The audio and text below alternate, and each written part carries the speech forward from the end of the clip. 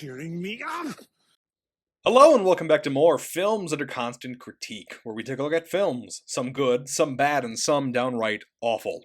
I'm Bongo Baikov, joined by our host Maverick, Dren, Zaria. This week we're taking a look at the film True Lies. Yeah.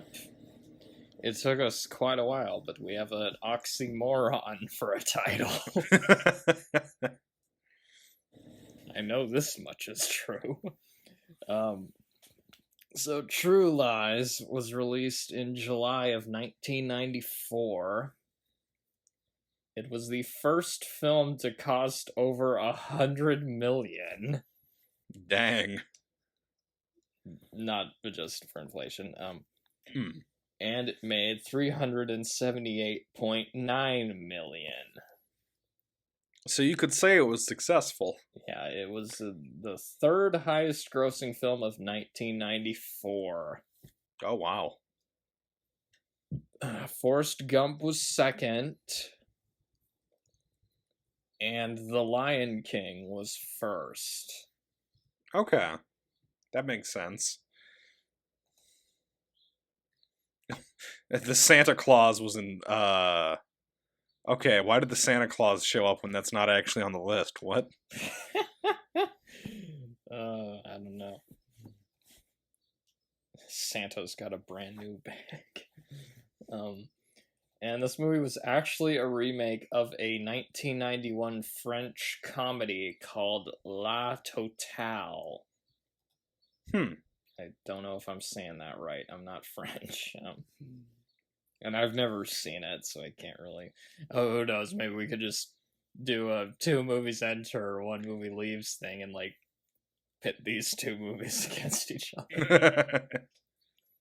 This was the third collaboration between Arnold Schwarzenegger and James Cameron, after the first 2 Terminator movies, obviously. And Cameron also wrote the script. And he, of course, also wrote Rambo First Blood Part 2, among many others. So the cast, we have, well, we have to say Arnold. We have Arnold. Yeah. Yeah. Is this our first time having him since the Conan films? Since the Conan, I think so. Wait. So this is what, 4 times he's been on our podcast now? Yeah, because we had him in Batman and Robin, the 2 Conan films, and then this, I think. Yeah, Batman and Robin, my favorite Batman movie. Well, it's my favorite Batman movie that has ice puns in it.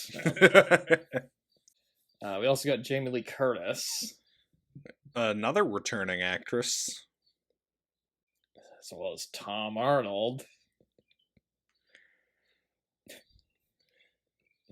Haven't had him before. I don't know if we will. Who knows? What else has he been in? Hey, he was born in Iowa. Yeah, I was gonna mention that, actually. He went to the University of Iowa, believe it or not. Oh, really? Yeah. You didn't happen to see him there while you were attending, did you? I don't think so.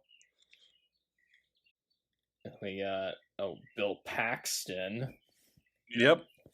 Which I was definitely glad to see him again. You know, it's been way too long since we've had Bill Paxton on the podcast. What was the last time we had him? It was all the way back in, like, when we did Aliens, so it's... Really? We haven't had him since Aliens? Yeah, it's been a while. Wow. Art Malik. And he was in The Living Daylights. Tia Carrere, I don't know how that's pronounced. I think it's Carrera. She was in Wayne's World. Oh. Lilo and Stitch. Huh. And she's also in Call the Conqueror. Liza Dushku, which she was in Bring It On. I've never seen that movie. Wrong Turn. Oh, that's a classic right there. You gotta see Wrong Turn. She apparently did some video game work. I get the most notable things here are the first Yakuza game, and then Saints Row 2. Okay.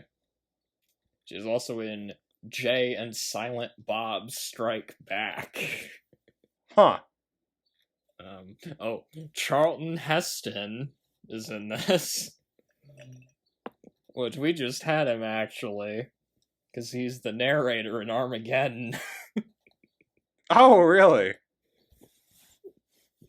But he was in a lot of things. I mean, he's another one of those actors. Do you have to... Planet of the Apes, Soylent Green, Ten Commandments, Ben-Hur, among many others. The music was done by Brad Fidel. Have we had him before? No, but he did the music for Terminator and Terminator 2. Okay. He also did Johnny Mnemonic. Johnny Mnemonic. That's not a good movie. The music in this movie does sound a little bit like Terminator. It does, yeah.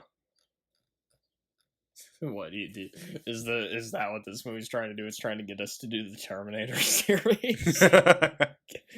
Oh, jeez, I don't know if I want to sit through some of those sequels. That'd just be another one where we just do the first two and then stop. Because what are you talking about? We have to watch Terminator Dark Fate, the best Terminator movie. That's the only one I still haven't seen, actually. I've watched a review of it and it looks terrible. Everything I've heard about it just sounds like a piece of shit. Is Arnold in that one or not? I think he is. Linda Hamilton is, I do know that. Yeah. But back to True Lies. The tagline for True Lies was, when he said I do, he never said what he did. Ugh. You can come up with better than that. Not the strongest tagline. How much of that $100 million budget do you think went to making that tagline? Probably about the same much that went into coming up with the title True Lies. Okay, so initial thoughts. I would say this is probably the third best Arnold movie of the 90s. I mean, really, the only competition is Total Recall and Terminator 2. Yeah. As well as the second best Arnold and James Cameron movie that was made in the 90s, the first being Terminator 2, obviously. Yeah. But yeah, it's an enjoyable movie. There's good action scenes, lots of fun dialogue. Basically, most of my notes is line, line, line. Arnold, I think he gets some of his best lines in this movie. The only things that I would say that bring this one down a bit, though, are it's a little bit too long, and I think the villains are a bit generic. Overall, though, it's fun. It doesn't take itself too seriously. The casting is very good. I mean, Arnold, Jamie Lee Curtis, Bill Paxton, they're all pretty well cast in this. They're very good in this. Yeah. Your turn. So, this is, I think, only the second time I've actually watched this movie. I think same here now that I think about it, at least in full. But yeah, it's a very fun Arnold movie. It's definitely up there for me. It kind of has this feel where it's almost like two different movies. Like you're watching kind of like a spy action thriller movie, and then for about an hour and a half, we cut away to something completely different, and then go back to the first movie. Yeah, it's kind of disjointed in that way. I think it works, but I do agree that it is a bit long as a result. You probably could have cut down the runtime by about half an hour if you wanted to. Yeah. But it's a very fun performance by Arnold. he actually has pretty good chemistry with Jamie Lee Curtis throughout it, which is also really good. You can buy that they're married in this movie. Yeah, and that they have this kind of strained relationship going on. Yeah. And it's just funny, too, like, how he's a spy, but she doesn't know, at least until, like, halfway in. Yeah. You know, and the whole... When she's, like, discovering it, there's some good lines, and again, we'll just have to get into it. I think for me, it definitely lands in the top 5 Arnold movies. Oh, dude, top 5? I don't know if it's that high for me, but... Again, I'd have to look, because for me, like, the top 5 would be, like, obviously, like, Terminator 2's up there. Total Recall might be my favorite Arnold movie, actually. That's a good choice. It's either that... It's been a while since I've seen Predator, though. I'd have to rewatch Predator. Conan the Barbarian would be up there. Commando. I like Commando. Yeah, for me, my top 5 be in the top 10. It'd be in the top 10, probably. Yeah, so for me, I think, Terminator and Terminator 2 beat it out, and then Total Recall and The Running Man. So I think I would place this on 5th for my Arnold movies list. It's a really fun one. The Running Man. We should do The Running Man at some point on this. Should. That'd be a fun one to talk about. I probably do enjoy The Running Man a little more than this one, I will say that. Just because some of the villains in that are just so... And the whole concept of it's just... But yeah, so basically the movie, it's about Arnold Schwarzenegger, and he plays a spy. And his wife is played by Jamie Lee Curtis, and she doesn't know. She thinks he's like a computer salesman.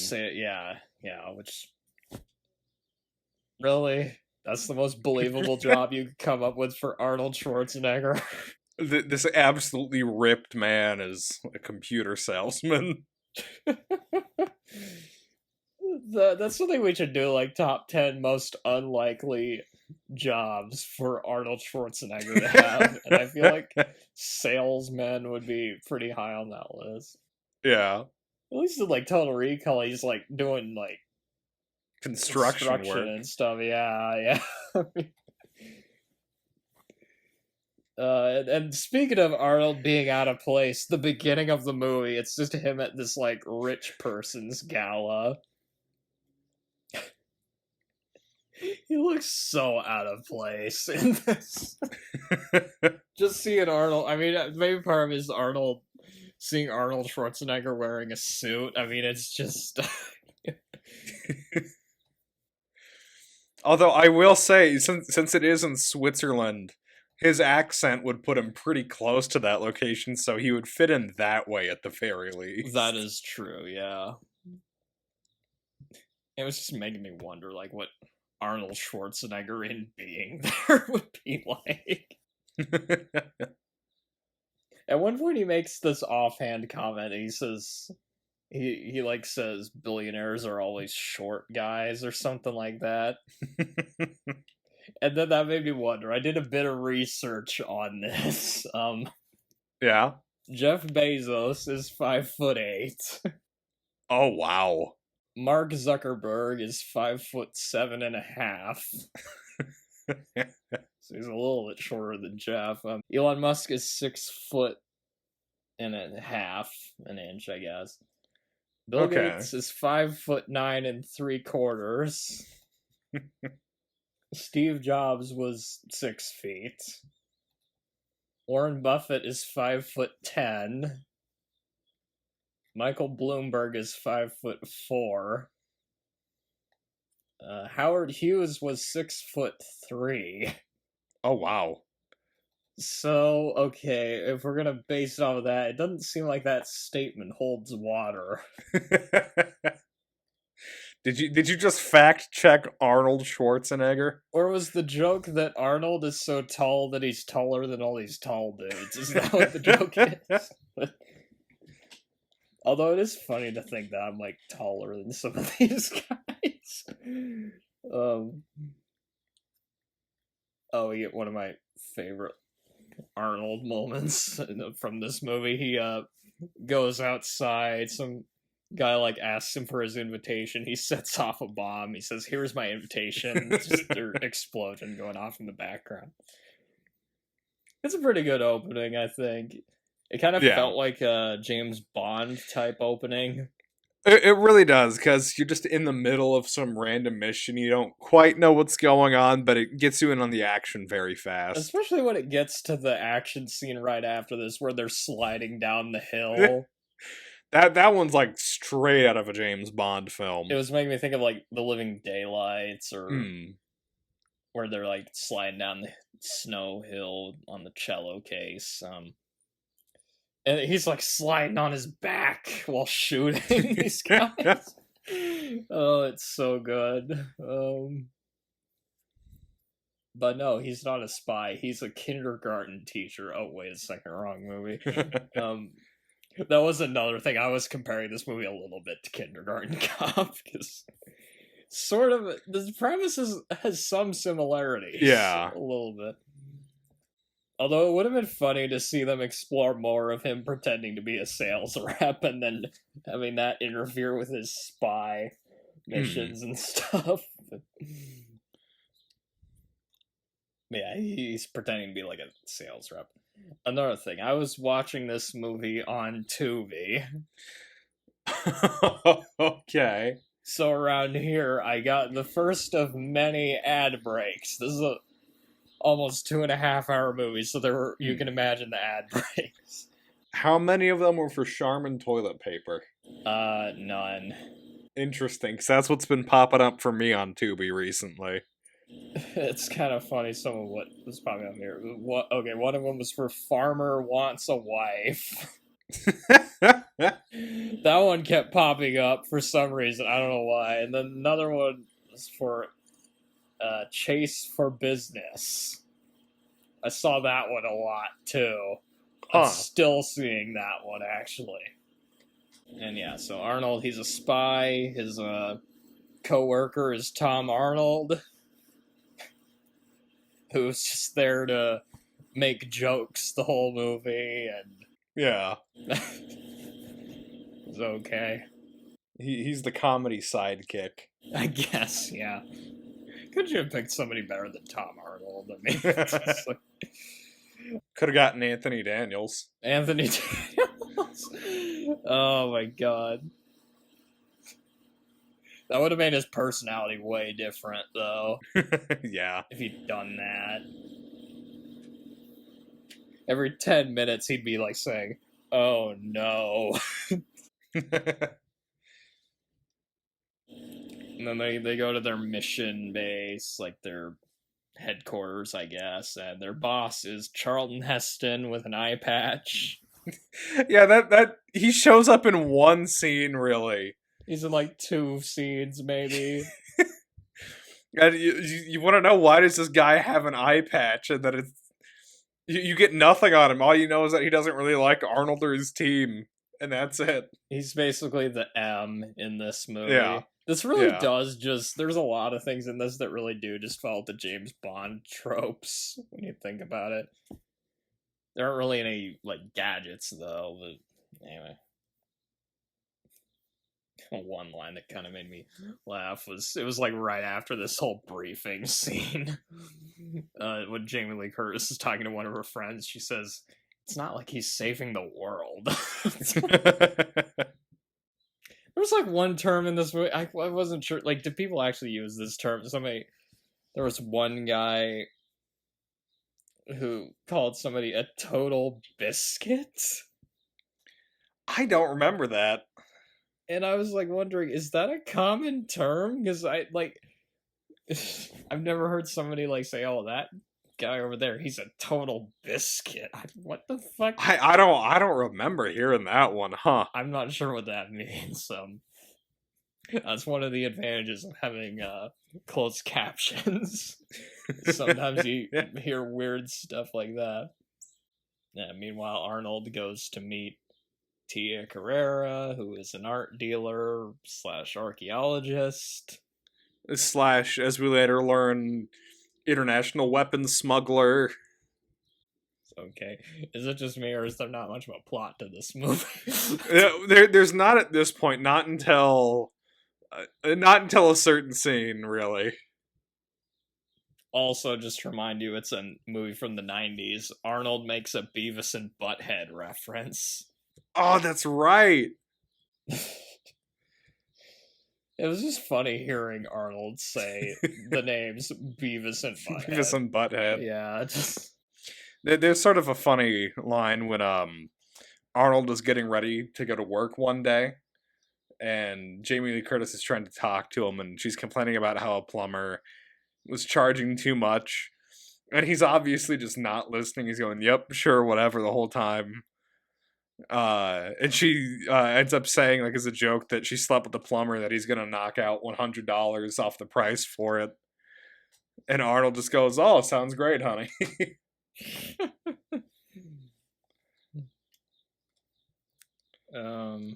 There's also a part where Arnold took a bathroom break, and I used that as an opportunity to take a bathroom break as well.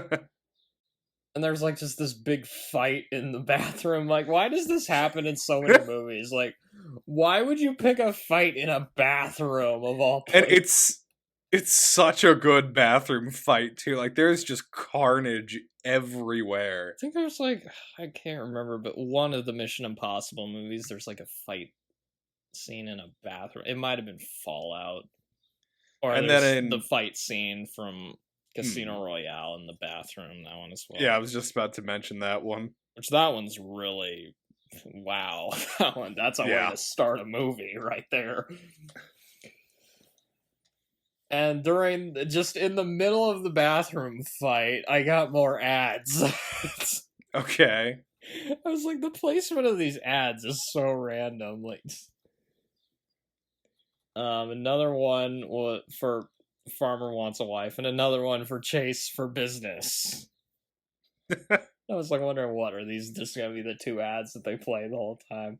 Who knows? Maybe their marketing teams really liked True Lies. Maybe.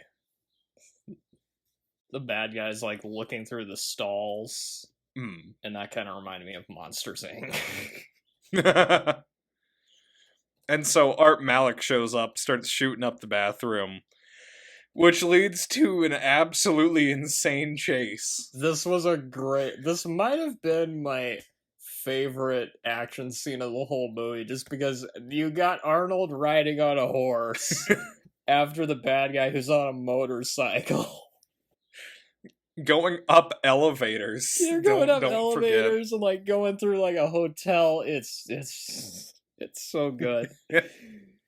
And at the end, when the bad guy gets away, Arnold chastises the horse. What the hell were you thinking? I mean, I had the guy, and you let him get away. Look at me when I talk to you. What kind of a cop are you anyway? I also like how Tom Arnold's calling him during the middle of this chase, and then Arnold says, "Make it quick, my horse is getting tired." Oh my god, it's so good. Although there was one stunt here, I think it's when Arnold almost slides off the building. I think that's, if I remember right from reading the trivia, I think that was a stunt that almost killed him in real life. Wow. Yeah. Yeah, all of this action ends up making Arnold late for his own birthday party, which does not make his wife very happy, and you get the feeling that Arnold has blown off spending a lot of time with his family doing his work. And so he decides to make it up to her by going and having lunch with her the next day. It was also around the point where I got a Burger King ad. And that was another ad that repeatedly showed up while I was watching this. And it was the same ad, too. It's like the same, like... it was that song that gets stuck in your head. Oh, the Whopper, Whopper, Whopper, that one? It was the BK Have It Your Way. Yeah. Yeah, and yeah, this is also around the point he realizes his wife might be having an affair. He walks into the building, overhears her phone call with a mysterious stranger wanting to meet her for lunch. And so this is the point in the movie where the whole thing just sort of switches into a different film. Yeah, we kind of entirely. forget about the terrorists, and now Arnold basically, he just wants them to tap his wife's phone so he can listen to their conversations. And it keeps escalating too. He keeps using more and more of their resources to watch his wife and find out who she's with. And he eventually finds out that she is seeing Bill Paxton. And he's basically this used car salesman who's pretending to be a spy. So he's sort of like the opposite of Arnold, really. And he drives this Corvette that he stole from his own car store while listening to the Bee Gees. And then we get a pretty good scene where Arnold talks to him. Every time Arnold, real quick. So Arnold has this mini freak out when he first finds out about it. There's this amazing dinner scene where you can tell that Arnold's already fully suspecting they have this dinner scene, and he's just giving this death glare the whole time towards Jamie Lee Curtis. It's fantastic. One part that's always stuck out to me is this part where Arnold, when he's talking to Bill Paxton in the car, and Bill Paxton's just talking about Jamie Lee Curtis, describing her, sexually, and Arnold just imagines himself killing Bill Paxton by punching him off the side of the face. It's so funny because it is so quick and out of nowhere. You just see Arnold just punch him once, kill him, the camera hovers there for 2 seconds, and then it snaps back to reality. I think it would have been funnier if he had just killed him right there, honestly. It would have been sort of like that part in Pulp Fiction where he's like, "Oh man, I shot Marvin in the face." He talks to Tom Arnold. There were a few parts where Arnold just would get mad, and it just it zooms in on his face, and he has this death glare. For some reason, Arnold getting mad would just make me laugh. He'd occasionally be saying he'd be saying something like Tom Arnold. He'd be saying stuff like "Stop cheering me up" or "Don't give me that crap." There's one scene. One of my favorites where he's wearing is this one part where he's says, "Give me the goddamn page!" breaks a car window with his fist. There's one scene where he's wearing a ski mask as if that's going to protect his identity at all. And his eyes are bulging out of his head almost when he tries to look angry. I was about to say, yeah. Bulging out like his eyes did in that nightmare he had where he went to Mars and his helmet broke in Total Recall. And yeah, this culminates in him following his wife and Bill Paxton. And Bill Paxton ends up getting Jamie Lee Curtis to come to his trailer.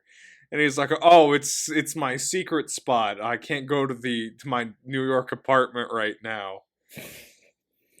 He's so obviously and he's basically trying to. How does anybody fall for his bullshit? And he's basically trying to, have sex with her. And so Arnold brings out a full squad of these cops essentially to break. They cut open the wall of his trailer and pull them out. Yeah. There's one part that's kind of funny where Arnold tries to grab Jamie. Jamie, like, I forget exactly what she does, but she hits Arnold, tries to get away. Some other soldier hits her over the head with the butt of his gun, and then Arnold turns around and punches that soldier in the face. There's also, I got some more ads around here. Yeah. One was for The Masked Singer Oh. and Burger King again. Yeah, have it your way. Oh my gosh. So they catch them and lock them up to interrogate them. Which this was pretty fucked up here. It's very. It's such not only is it like a horrible thing to do to your wife, but it's such a gross misuse of company, like not company, of government terrorist interrogation facilities. Jamie Lee Curtis, she's like put in this like interrogation room. One of the ones like the one-sided glass, Yeah. Arnold and Tom Arnold are like on the other side of it, and they're like talking to her, but they're using these microphones. They're like warping their voices, so she can't recognize them. Basically, just asking her all these personal questions, trying to figure out if she was cheating on Arnold. And then the next scene. Or sorry, did you have anything else to say about that scene? Not really, but it's pretty messed up what happens next. They take Bill Paxton just like this ledge somewhere. Yeah, it's like over like a dam, and they're like threatening to throw him overboard. Yeah. And like pretending as if he is this like master like criminal or spy or whoever. Yeah. They basically just start fucking with him, and he turns into Hudson from Aliens. I'm not a spy. I'm nothing. I'm naval lint. I have to lie to women to get laid, and I don't score much. I got a little dick. It's pathetic. And so they end up setting up a fake mission for Jamie Lee Curtis to go on. Yeah. And when they're having dinner, Arnold's all happy because he knows that his wife's not cheating on him, but she looks absolutely terrified the whole time. Yeah. I don't blame her after what just happened. Does she ever, like, get mad at him, like, later on for doing this? Like, I don't think so. Oh, no, she kind of does when they have that confrontation in the hotel room later, but... Okay. But does she... I guess she did end up eventually figuring out it was him that did that, so... Yeah. They give her, like, a code name. They're saying, oh, like, you're supposed to meet a guy named Boris, and your name's Doris. Doris. And she like asks, oh, Natasha, Boris and Natasha. I think that's a Rocky and Bullwinkle reference, if I remember right. Oh, I got a Disneyland Resort ad, Ford F-Series, and hold on a second. Burger Did you just King. hear that? Again? Hear what? Hold on. Fucking speed racers going by my house. What the hell is happening?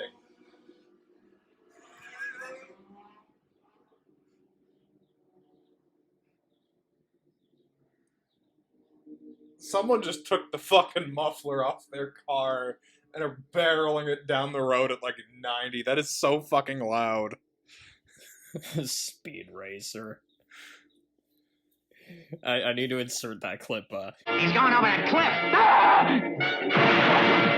That clip just kills me every time. I know, like, just the way he says that and, like, the face, it's... Oh, God. It sounds like they actually murdered the voice actor in the studio. I've never actually watched an episode of Speed Racer, but like I do legitimately enjoy the theme song though. The theme song is ridiculously catchy. They basically send Jamie Lee Curtis to this like hotel. They're saying, oh, she has to like Meet an arms dealer. They're like saying, oh, he likes to watch, which again made me think of Chauncey Gardner. And then they assign her to striptease in front of the arms dealer, who is actually Arnold, with a tape recorder that has this like voice doing a French accent. Yeah. And like the lighting, even from the lighting, I don't know. There was something about it. I was like thinking she still can't tell it's him. It's like you see that gigantic frame, right? There's no one else it could be. Yeah, but I guess just because the voice is unfamiliar, she doesn't question it at first. And then, yeah, we get a pretty famous scene where Jamie Lee Curtis, she's just dancing around in her underwear, basically. Yeah, basically doing like a strip dance for him. Yeah. Until they get found out by the terrorists from the beginning of the movie. Turns out that Tia Carrera is working for them. And she's putting bombs inside of, like, priceless statues, which... Ow. For fuck's sake, that belongs in a museum.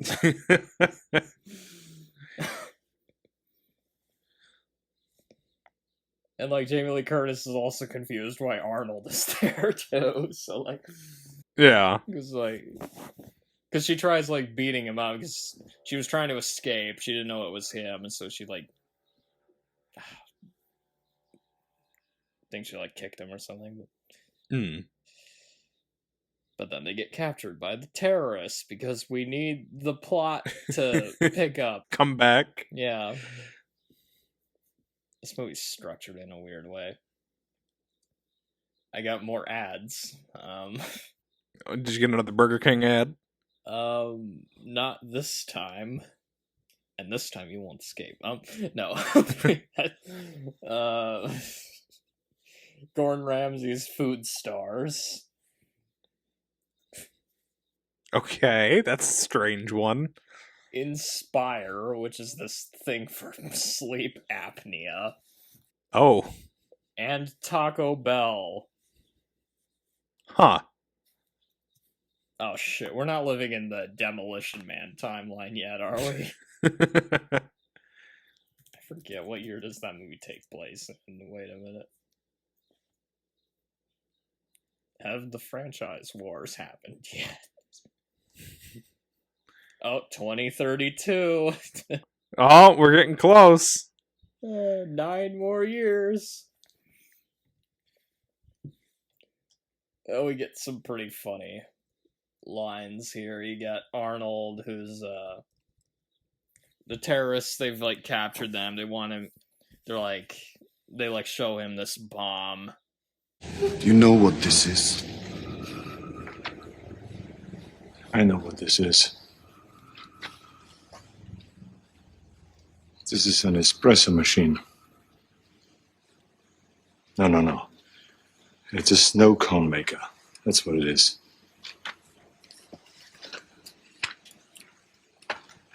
Is it a water heater? And he ends up identifying what type of bomb it is and whatever. I wouldn't know. I don't know anything about bombs for good reason. Another funny part. This is when the main bad guy's trying to give this speech, but then the camera battery dies in the middle of it. I love how terrified the camera operator looks in that moment. Like he knows like something horrible just happened and he's like afraid for his life. And the guy gets mad at him and says like, "Go get another one." It's like more Arnold talking to Jamie Lee Curtis. She like asks him, "Have you ever killed anyone?" Yeah, but they were all bad. And yeah, he's drugged with like essentially like a truth serum, which leads to one of the best lines in the movie. Or exchanges in the movie, I should say. The torturer asks like, Is there anything you want to tell me before we start? Yeah. I'm going to kill you pretty soon. I see. How exactly? First, I'm going to use you as a human shield. Then I'm going to kill this guard over there with the Patterson trocar on the table. And then I was thinking about breaking your neck. And what makes you think you can do all that? You know my handcuffs? Hmm. I picked them. There's this one shot where a dude gets stabbed in an eyeball, oh yeah. which I'm like, oh my god. And basically the rest of the movie is just action, action, action. Yeah. I feel like this is the part in the movie where they could have cut a bit of it out. Because it's basically 40 minutes of very similar action scenes back to back. It's just Arnold, he's just going around shooting a bunch of people. Jamie Lee Curtis says at one point, I married Rambo. the warlike Harry assumes the port of Mars, I guess. And yeah, it's just non-stop action. You got this action scene with like jets, like blowing up bridges and shit. Arnold's flying around in a jet. He finds out the terrorists took his daughter. Oh, more ads. Disneyland Resort ad again. Oh, that's an interesting one to get for this movie. It is 20th Century Fox, though, and they own 20th Century Fox now. Yeah. Credits Karma. Febreze. And FanDuel. That's an interesting assortment of ads. I don't know what FanDuel even is. Oh, that's right. It's like a It's like a gambling thing, I think. fantasy sports thing. Yeah, that's Yeah. right. And yeah, you got jets flying. You know, just I will say a lot of the effects here actually still look pretty good Yeah. at the time, which surprises me considering when the movie came out. And yeah, it's just he saves his daughter, he kills the terrorist by definitely one of the most memorable Arnold kills right here. He's the guy just he gets his like pack hooked onto his missile. yeah. And then Arnold looks at him and says, "You're fired," and then shoots the missile at a helicopter. You're fired. And we get yeah, that's basically the end of that. Another gala scene, except this is interesting. Arnold and Jamie Lee Curtis are spies now. And they're both sent on a mission where they run into Bill Paxton again. And yeah, so Bill Paxton is there, they like surprise him. Basically. He runs off screaming again. And he pees his pants again. Yeah. And then they dance and the movie's over. That's the movie, I guess. Is there anything else we really not? I guess there's not much to talk about with this one. Yeah, the plot with the exception of the whole Arnold investigating his wife's possible infidelity thing. The plot is basically a standard action movie. There's terrorists and they have a nuclear weapon. And so Arnold has to stop them. And meanwhile, his wife might be having an affair. These two plots don't really go together. Wait a minute. Honestly, I wish we would have gotten more of the him investigating his wife thing, because that was like the funniest part of the movie. It was funny, especially the scenes with Bill Paxton. I thought were funny. Yeah. And Jamie Lee Curtis and Arnold, they have pretty good chemistry too. It's just like this is definitely one of those movies that benefits from having pretty funny dialogue and a good cast. Mm. Because otherwise, it kind of just is your standard action movie. Granted, it's pretty well done action, though. I mean, it is James Cameron, so. Yeah. And again, I like the movie. It's not my favorite Arnold movie or my favorite James Cameron movie, but it's enjoyable. But it is very fun to watch. I think the action scenes are good, especially the horse chase, that part. The humor definitely holds up throughout the movie as well. The humor, yeah. I was surprised at how many lines I remembered from the movie, actually. I was like going, oh yeah, that's right, I remember that line. The premise, the plot is a little bit disjointed, but I think the premise works for what they were going for. And again, you got good performances. Arnold definitely... This might have been the last good movie that Arnold did, like, during that time period, actually, now that I think about it. Because, like, you look at, like, after the Eraser, Batman and Robin, or God forbid, Junior or End of Days. Like, compared to those, this is a masterpiece. Yeah. Like, it's not quite Terminator 2 or Total Recall level, but it's definitely one of the better Arnold movies from that decade. Yeah. Like, my only problems with the movie, I think it came from pacing and also the villains. They're not really very memorable villains compared to other Arnold movies. Yeah. Then again, you're talking about, like, villains such as the Predator, the T-1000. I always get them confused. Is the T-1000 the Liquid Terminator? Yep. Okay, yeah. And the T-800 is Arnold. Okay. And then Total Recall, you got Cohagen, Ronnie Cox, just basically playing Dick Jones again, except a more exaggerated version of Dick Jones. So compared to those, Art Malik and Tia Carrere, they're serviceable, but they're not quite at that level exactly. Yeah. El Commando's villain is more memorable than those two. Bennett. I can at least remember what his name was because of the line "let off some steam, Bennett." And, like, looking at his filmography, like, this might be the last good movie where he was the main star. Like, he doesn't really get that many starring roles nowadays.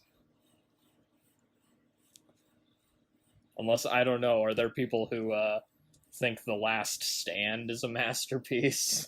I mean, it was okay, but I wouldn't... Or are there people that really love his cameo appearance in Around the World in 80 Days? Whatever the fuck that was. I guess if you count the Expendables movies, but he's not really a starring role in that. He's a supporting role in those. Yeah, I like the movie, again, mainly because I like Arnold. Bill Paxton's in it. I mean... I like Jamie Lee Curtis, too, Yeah. They both do a pretty good job. The cast, they all look like they're having fun, so, I mean... There's not too much depth or nuance here, but... Hey, if you have 2 hours to spare... You want some dumb action scenes and maybe some marital problems here and there, I guess you... can watch this movie. Is there a person that just wants one or the other? Anyway, I actually do find I remember one time going to my grandparents' house, and for some reason they had this movie on VHS. I just found it. I found it a little hard to imagine either of them watching this movie. But anyway, do you have anything else to say? I don't really have much else to add beyond what I've said. No, it's got a pretty fun premise. The performances are good. Arnold and Jamie have good chemistry, and it's a pretty funny movie overall. The humor definitely is what helps. You know, that's the thing with Arnold is like even some of his worst movies, at the very least, the dude has a sense of humor about himself. Yeah. He doesn't take himself too seriously, unlike, say, Steven Seagal. Yeah. For example. He's like the exact opposite of Steven Seagal in that regard. And James Cameron, I think he does a good job directing, you know. The film moves along pretty well. Again, it's just, the plot is just kind of all over the place. Mm. It's a little bit, like, inconsistent, but it's certainly not boring. Yeah.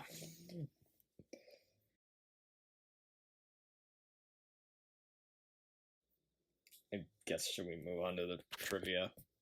Sure. I actually have a quick piece of trivia to start off with. Okay.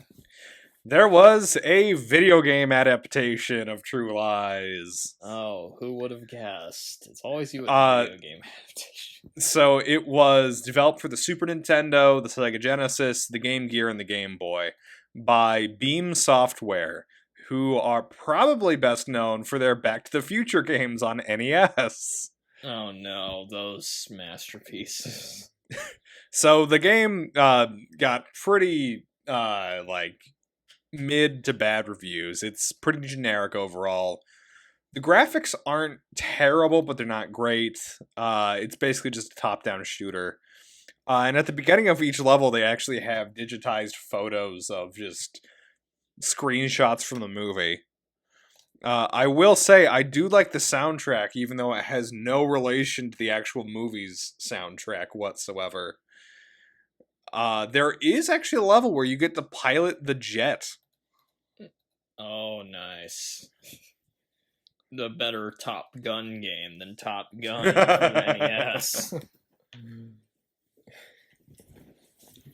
I can't remember if this was in, because AVGN did like a video of Arnold movies that were turned into video games. I can't remember.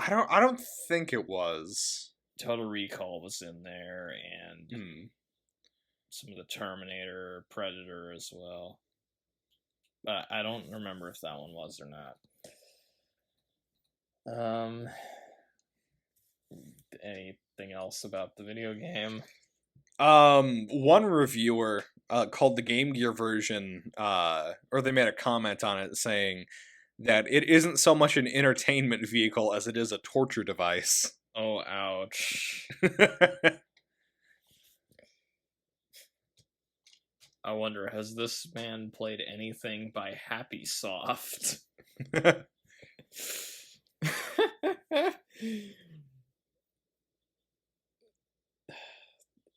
that reviewer also like Batman Forever? That's the real question.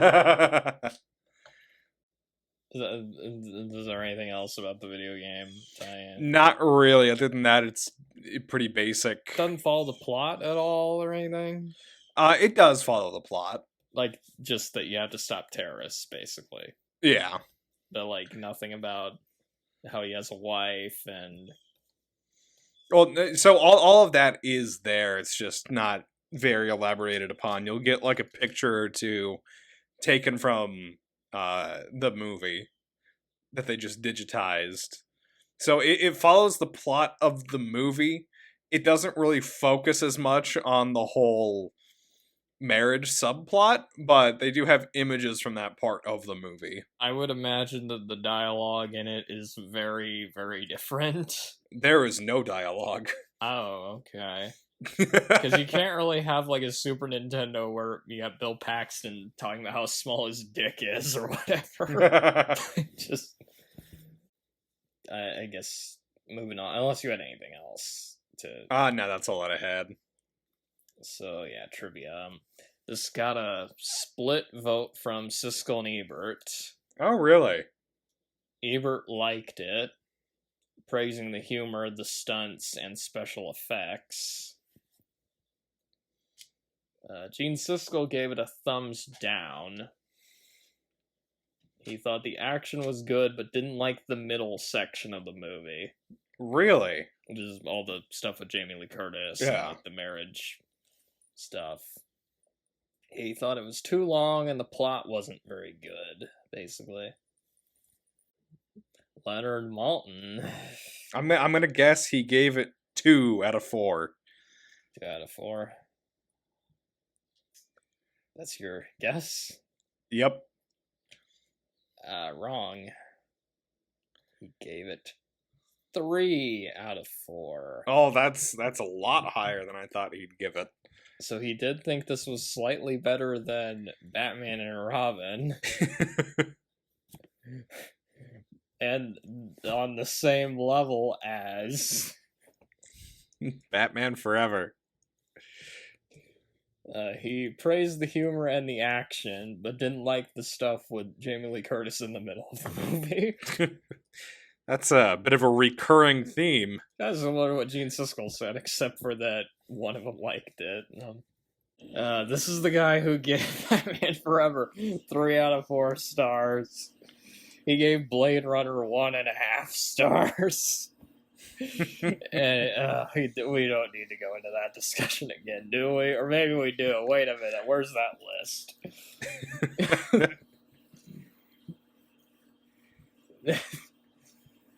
A sequel was planned, but never made due to the 9/11 attacks, of course. Oh, yeah, that would put a damper on things. Yeah.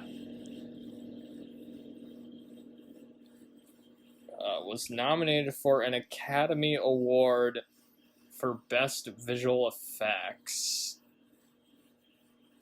which it lost to Forrest Gump. Huh. And for some reason, there were only 3 nominees in that category that year. Because The Mask was the only other movie nominated for visual effects that year. It's also the only James Cameron movie to be nominated in that category and not win. Really? Huh. Because, let's see, what else was it? Terminator 2, I'm gonna guess. Titanic, and then, like, both of the Avatar movies. Probably. Did The Abyss? I think The Abyss won Best Visual Effects as well. Jamie Lee Curtis won a Golden Globe for her performance. Fair enough. Yeah, I'd say it's deserved. Nothing for poor Arnold, though. There is a True Lies TV show. Yeah, that just started coming out. And I didn't even know that existed until we decided to do the podcast. It stars Steve Howey, who played the title character in Stan Helsing. I've never seen that movie. And Ginger Gonzaga, who was in Ted and She-Hulk, Attorney at Law. I've never watched that show, but I've heard it's so bad. Yeah. It looks bad. I mean, She-Hulk as, like, a lawyer. I mean, that just sounds like a terrible idea. Especially when the writers themselves said we don't know how to write courtroom drama. Which is not a good sign. Yeah. When Harry tells Gibb that Helen is having an affair, Gibb tells a story about his second wife taking everything when she left him, even the ice cube trays from the freezer. This is a direct reference to Tom Arnold's divorce from Roseanne Barr that was happening at the same time. She was reported to have taken his ice cube trays when she left him as well. That's unfortunate. Arnold told the story to James Cameron on the set while saying, "What kind of sick bitch takes the ice cube trays out of the freezer?" Cameron thought the line was hilarious and incorporated it into the film. I guess it works. So. Arnold Schwarzenegger had a near-fatal accident on set during the horse riding scene when the horse got startled and ran out of control. Schwarzenegger managed to slide off the horse, but did this near a 30-foot drop-off. The stuntman saw what happened and was able to grab him before he went over the ledge. So, Jesus Christ, that's scary to imagine. Arnold Schwarzenegger wasn't supposed to drop the tape recorder. James Cameron liked it and kept it in. During the scene where he's, got the tape recorder and he's watching Jamie Lee Curtis. It did feel a little spontaneous, so yeah, I can kind of... Yeah.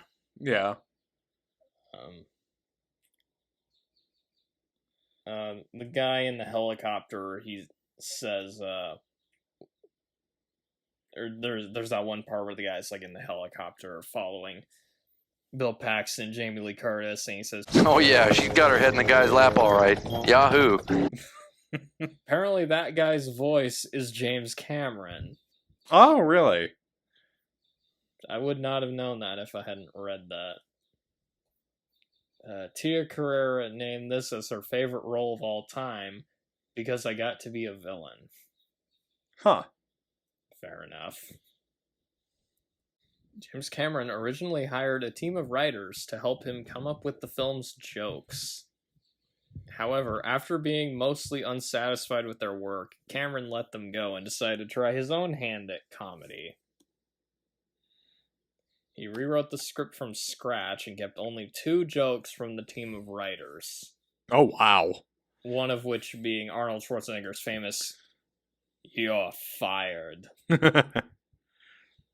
Tom Arnold said this is his favorite movie that he's been in. Granted, that's not saying much. I mean, what other options are there? Austin Powers... Exit Wounds, Steven Skull movie, Carpool, Beethoven's Christmas Adventure, about the composer Beethoven, not the dog. Yeah, not the dog. Yeah. Beethoven's Christmas. He starts going deaf over the holidays. Art Malik was offered more roles in other action films afterwards, but turned them down. Malik said, "I didn't want to do action movies that weren't as good." That's fair. Yeah, fair enough. A few years before this, Arnold directed a TV Christmas movie called Christmas in Connecticut, and just from saying that, I bet you're like, what the fuck is this? It sounds wonderful. It's not just that, it's a remake, too. Oh. A remake of a Barbara Stanwyck movie. It starred Diane Cannon, Chris Christopherson, and Tony Curtis. Wait. So he's worked with both Tony Curtis and Jamie Lee Curtis. Yeah. That's interesting. And just the fact this movie exists is more interesting than the movie itself, because it's awful. I mean, what do you think? And needless to say, Arnold never directed another movie after that. I wonder why. I wonder why. That's all I really have. Okay. Do you have anything else? I don't think I do, no. This podcast was a bit disjointed, would you say? I love how I just looked up the heights of a bunch of billionaires just to fact check. Yeah. Just to fact check Arnold's statement.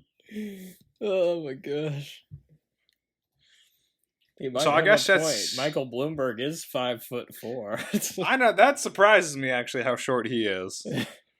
He's like as tall as Danny DeVito. I guess that's it then for Yeah. tune in next time when we review Holes. Holes. Is that what we're doing now? I don't know about that.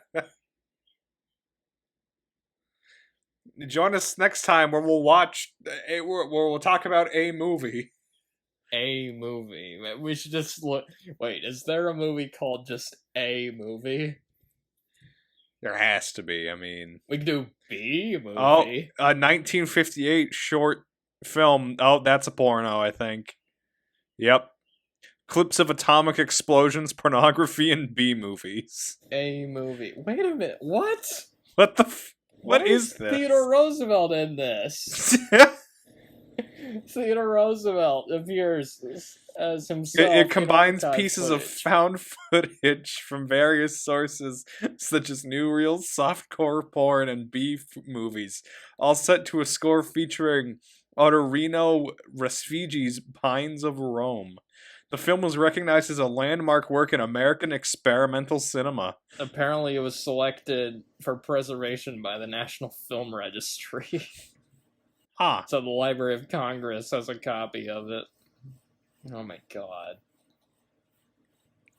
That is strange. So let's see, do we review A movie or do we review B movie? Its budget was $350. Let's adjust that for inflation. It's about $3,600 in today's money. Connections. Wait a minute. What did it edit itself from?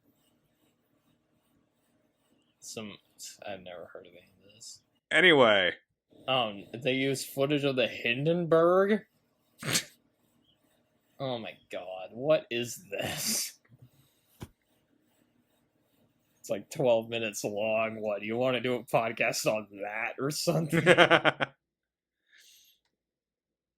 Anyway, I guess for now. And while we're at it, let's review a bunch of Stan Brakhage short films. Yeah. Okay, I think that will do for me. Yeah. Andy Griffith. Good night, you stupid idiot. Good night, you miserable slob.